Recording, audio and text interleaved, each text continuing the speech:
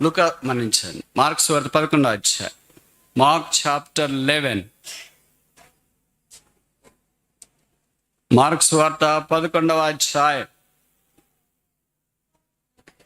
11వ వచనం. మార్క్ 11:11. ఆయన యెరూషలేమునకు వచ్చి దేవాలయములో ఎక్కడికి వచ్చినాడు? దేవాలయంలోనికి వచ్చాను. సిటీ యెరూషలేముకి వచ్చినాడు, దేవుని మందిరంలోకి వచ్చినాడు. మనం యెరూషలేంకి రాక ఎంతకాలం అయింది? ఏంటి బ్రదర్ రావట్లేదంటే, అయ్యా అక్కడెవరు బాగున్నారు బ్రదర్? సేవకుడు బాగలేడు, ఎల్డర్స్ బాగలేరు, టీచర్లు బాగలేరు, సిస్టర్స్ బాగలేరు, బ్రదర్స్ బాగలేరు, చెప్పుల స్టాండ్ వాళ్ళు బాగలేరు, వంట చేసేవాళ్ళు బాగలేరు. మరి మీరన్నా బాగుంటారు కదా, వచ్చి మమ్మల్ని అంతా బాగు చేయొచ్చుగా.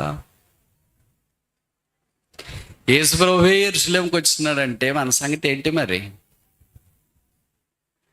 ఇప్పుడు ఎన్ని విషయాలు అయినాయి? 4. మొదటిది ఏంటి? కాల్ట్, గాడిద పిల్ల, స్పీక్స్ అబౌట్ ద హ్యూమిలిటీ, దీనత్వాన్ని గురించి మాట్లాడుతుంది. రెండవది క్లాత్స్, బట్టలు, దేని గురించి మాట్లాడుతుంది?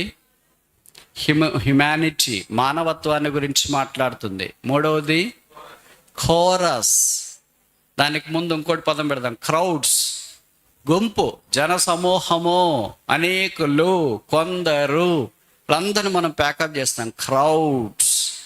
అక్కడికి వచ్చిన వాళ్ళంతా ఆ ప్రభువాన్ని స్తుతించడము, ఎవడు మినహాయించినట్లు వాక్యంలో అసలు మనకు కనిపించదు.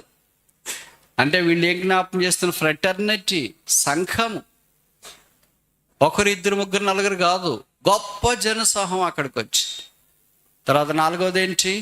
క్రై, కేక వేసిన గొప్ప శబ్దముతో అని బైబిల్లో రాస్తూ వచ్చినారు. ఇది వారి యొక్క ఇంటిగ్రిటీ, యథార్థతను జ్ఞాపకం చేస్తుంది.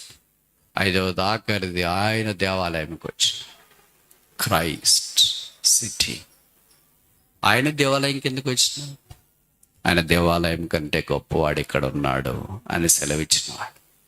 యోహాను సువార్తలో అన్నాడు, 2వ అధ్యాయం అనుకుంటా, దేవాలయాన్ని పడగొట్టుడి, 3 రోజుల్లో నేను కడతా.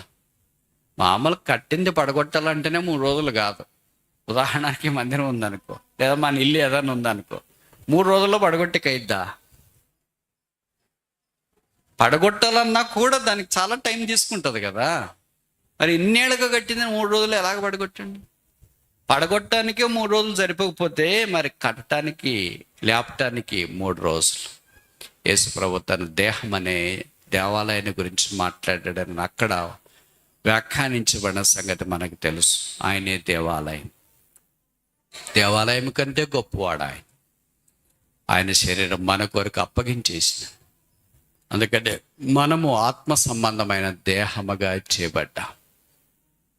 సరేనా? ఇప్పుడు నేను కొన్ని విషయాలు అడుగుతా, అది అడిగి ముగించేస్తా. మీరు జవాబు చెప్పరు, అయినా అడుగుతా. ఎవరో ఒకరికి ఇద్దరికైనా ప్రశ్నలు గుర్తుంటాయి కదా, జవాబులు గుర్తులేకపోయినా. మనకు ఎన్ని దేహాలు? How many bodies do we have?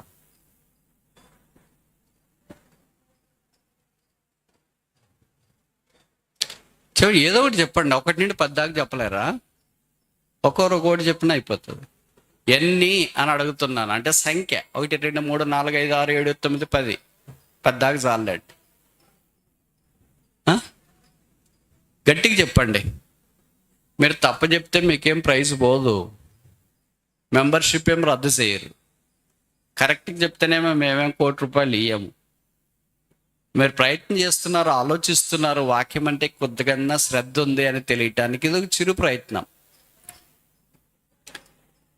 చెప్తారా చెప్పరా? చెప్పండి మరి. 2, వెరీ గుడ్, ప్రభుకి స్తోత్రాలు. అన్న 2 అని చెప్పాడు. ఇంకా సరే, ఇప్పుడు యేసు ప్రభుకి ఎన్ని దేహాలు ఉన్నాయి?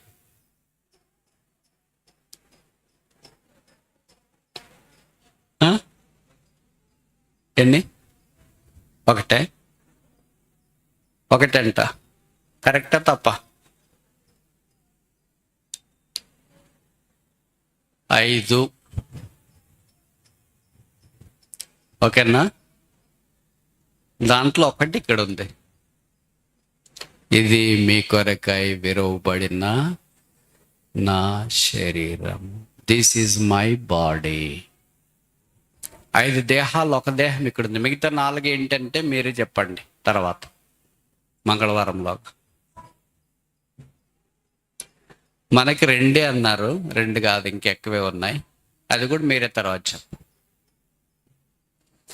ఆయన దేహం మన కొరకు అప్పగించబడిన ఆయన దేహం పరిశుద్ధమైంది, పాపము లేనిది, పాపము చేయనిది, పాపం ఎరగనిది. అది సెలవులో మన కొరకై పాపముగా చేయబడింది, రక్తము కార్చి చనిపోయి సమాధించబడి తిరిగి లేపబడ్డాడు. ఆయన దేహం వలె మనము కూడా ఉండాలని ఆయన యొక్క ఉద్దేశం. ఆయన దేహములో భాగమై ఉన్నాం గనక ఇలాగ మనం చేరి వచ్చి ప్రభు బలలో పాలు పొందుతున్నాం. ఇది మీ కొరకై చిందించబడిన నిబంధన రక్తం కనుక ఆయన దేహము ఆయన రక్తము సాదృశ్యంగా మన ఎదుట ఉంచబడ్డాయి. యోగ్యంగా పాలు పొందట కొరకాయి మనం ఈ గాడిద పిల్ల వల్లే ఉన్నామా? మొదటిది. రెండవది మన బట్టలు. మూడవది మనము ఏ గుంపులో కలిసి ఉన్నా. నాలుగవది మన కేక. ఐదవది ఆఖరిది మనము ఆ క్రీస్తులో, దేవాలయమైన క్రీస్తు, యెరూషలేమనబడిన క్రీస్తులో ఉన్నామా? మన పరిస్థితులన్నీ ప్రభు ఎరుగును. క్షమాపణ కోరుకుని రక్తం ద్వారా కడగబడి శుద్ధీకరించబడి, ప్రభు నేను ఆ గాడిద పిల్లవలే లేను, అది ఏ పిల్లవలే ఉన్నా. ఇందాక కొంతమంది చెప్పారు కదా, పాము పిల్లవలే ఉన్నా.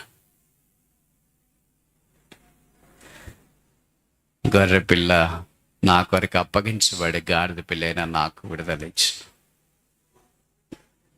కనుక నేను అలాంటి జీవితం జీవించినట్లు, నేను నిన్ను ఆరాధించినట్లు, నేను నీ ప్రజలతో కలిసి సహవాసంలో ఉండనట్లు, నీ దేవాలయంలో నేను కూడా కనబడనట్లు ఈ మటలాదివారం నాకు ఇచ్చిన సందేశం.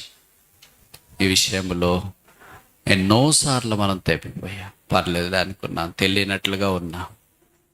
అందుకే యేసు ప్రభు శిలువలో నుండి ప్రవహించిన రక్తము ద్వారా కడగబడి శుద్ధీకరించబడి పరిశుద్ధపరచబడి యోగ్యంగా ఆయన బలలో పాలు పొందినట్లు ప్రభువు మనకు సహాయం చేయను కాక.